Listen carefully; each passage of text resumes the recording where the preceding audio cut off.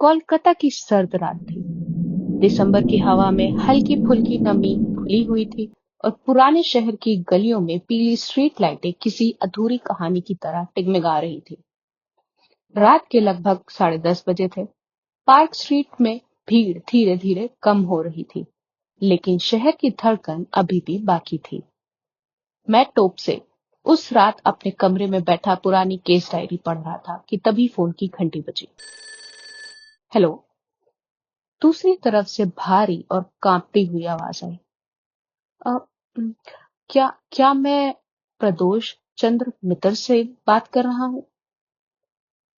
प्रदोष चंद्र मित्र यानी मेरे फेलुदा देश के सबसे तेज दिमाग वाले निजी जासूस में से एक थे और मैं उनका सहायक।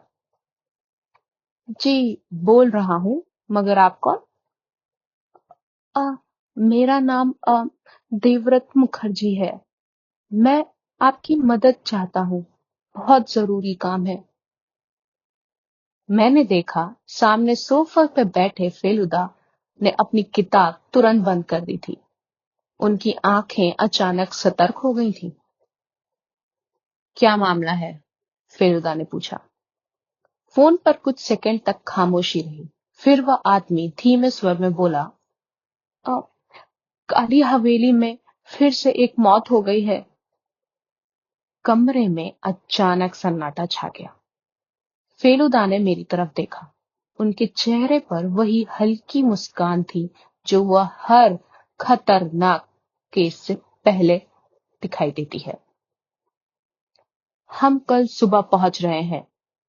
उन्होंने इतना कहकर फोन रख दिया। मैंने उत्सुकता से पूछा, ये काली हवेली क्या है? फेलुदा ने सिगरेट जलाई और खिड़की के पास जाकर बोले, पश्चिम बंगाल के भीरभूम जिले में एक पुरानी हवेली, करीब 150 साल पुरानी। कहते हैं वहां रहने वाले जमींदार परिवार पर किसी ने श्राप दिया था। पिछले 20 सालों में वहां 5 रहस्यमयी मौतें हो चुकी हैं और हर मौत से पहले हवेली में आधी रात को किसी औरत के रोने की आवाज सुनाई देती है। मैं तो हंस पड़ा। तो लोग उसे भूत प्रेत मानते हैं? फेलुदा ने धुआं छोड़ते हुए कहा, लोग हमेशा वही मानते हैं जिससे डर लगे, लेकिन असली डर इंसानों में छुपा होता है। अगले सुबह हम बीरभूम के लिए निकल गए। कोलकाता से करीब 6 घंटे का सफर था। जैसे जैसे हम शहर से दूर होते जा रहे थे, सड़कें सुनसान होती जा रही थी और दोनों तरफ घने पेड़, धुंध और बीच बीच में छोटे गांव दिखाई दे रहे थे। शाम ढलने तक उस गांव में पहुंच चुके थे। वहां काली हवेली स्थित थी। गांव के लोगों के चेहरे पर डर साफ नजर आ रहा था, जैसे कि उन्होंने सुना कि हवेली जा रहे हैं हम लोग। कई लोगों ने हमें रोकने की कोशिश करी। एक बूढ़ा आदमी कांपती आवाज में बोला, साहब, रात होने से पहले वहां से लौट आइएगा। उस हवेली में मौत रहती है, मौत। फेलुदा फिर मुस्कुराए। मौत?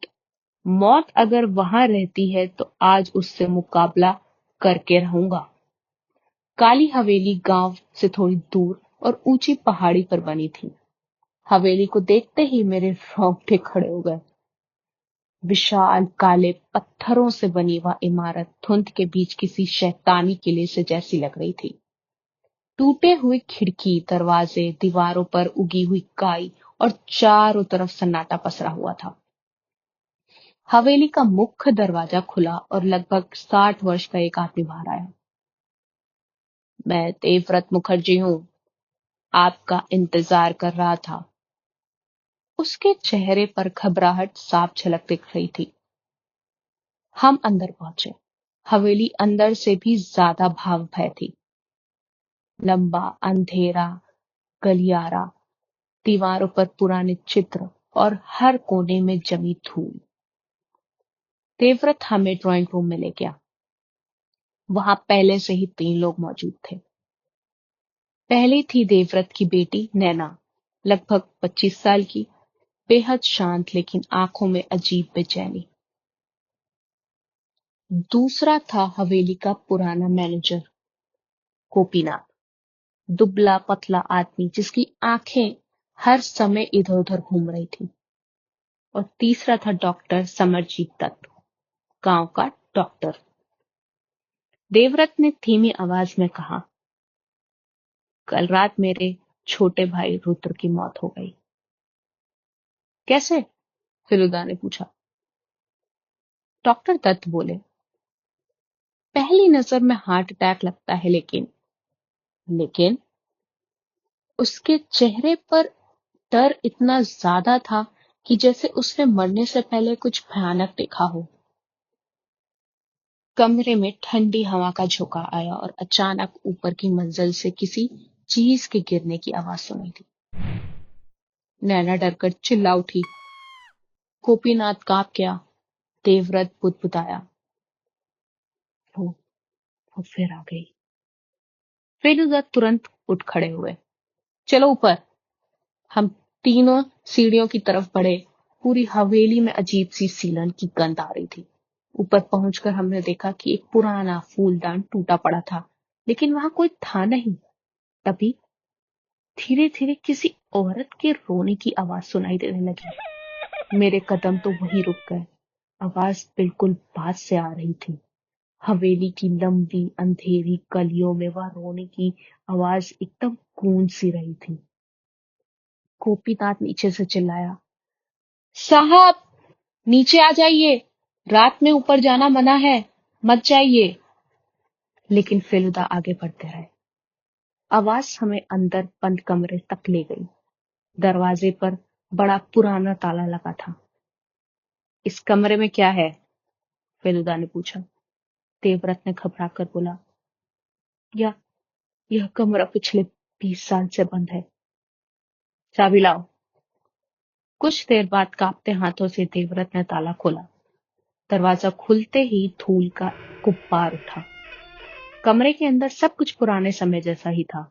टूटा पलंग, दीवारों पर फटी पुरानी तस्वीरें और कमरे के बीचों बीच एक विशाल आईना। लेकिन सबसे अजीब बात थी, आईने पर खून से लिखा हुआ था एक शब्द, अगला नंबर। मेरे हाथ पैर सुन्न पड़ गए। देवव्रत वहीं बैठ गया। हे भगवान, इसका मतलब अगली मौत अभी बाकी है। फेलुदा धीरे धीरे आईने के पास गए। उन्होंने उंगली से खून को छुआ। यह ताजा है, ज्यादा पुराना नहीं। तभी कमरे में दरवाजा अचानक अपने आप बंद हो गया। मैं घबरा गया। कमरे में अंधेरा छा गया था और उसी अंधेरे में किसी औरत की हंसी गूंज उठी। नैना चीख पड़ी। मैंने तुरंत टॉर्च जलाई, लेकिन कमरे में हमारे अलावा कोई नहीं था। आर्यन की आंखें चमक रही थी। बहुत दिलचस्प, फेलुदा ने धीरे से कहा कि अब हमें इसका पता लगाना ही पड़ेगा। उस रात हम हवेली में ही रुके। करीब रात के 2 बजे मेरी आंख अचानक खुल गई। बाहर गलियारे में किसी के कदमों की आवाज सुनाई दे रही थी। टक टक टक। मैंने देखा, फेलुदा पहले से जाग रहे थे। उन्होंने इशारे से मुझे चुप रहने को कहा। हम दोनों धीरे से कमरे से बाहर निकले। गलियारे के आखिर में सफेद साड़ी पहने एक औरत खड़ी थी। उसके लंबे बाल चेहरों पर बिखरे हुए थे। मेरी सांस रुक गई। वह औरत धीरे धीरे मुड़ी, लेकिन उसका चेहरा पूरी तरह जला हुआ था। मैं डर के मारे पीछे हट गया और अगले ही पल वह औरत अंधेरे में गायब हो गई। उसके पीछे चलो, फेलुदा ने फुसफुसाया। हम भागते हुए नीचे पहुंचे। हवेली के पीछे का दरवाजा खुला हुआ था। बाहर घना जंगल था। हवा तेज हो चुकी थी। पेड़ों की शाखाएं अजीब आवाज कर रही थी। अचानक दूर कहीं से चीख सुनाई दी। हम दोनों उस दिशा में दौड़े। कुछ ही देर बाद हमें गोपीनाथ जमीन पर पड़ा मिला। उसकी आंखें फटी हुई थी और गले पर गहरे निशान थे और वो मर चुका था। ये कोई इंसान नहीं कर सकता है। फेलुदा झुके और शव का निरीक्षण करने लगे। फिर उन्होंने जमीन में से एक छोटी सी चीज उठाई। वह एक सुनहरी बटन थी। अब खेल हुआ है शुरू, फेलुदा ने बोला। सुबह होते ही हवेली में अफरा तफरी मच गई। दूसरी मौत ने सबको डरा दिया था। गांव वाले हवेली छोड़ने की सलाह देने लगे, लेकिन फेलुदा अब पहले से ज्यादा शांत थे। उन्होंने सभी को ड्राइंग रूम में बुलाया। कल रात आप सब कहाँ थे?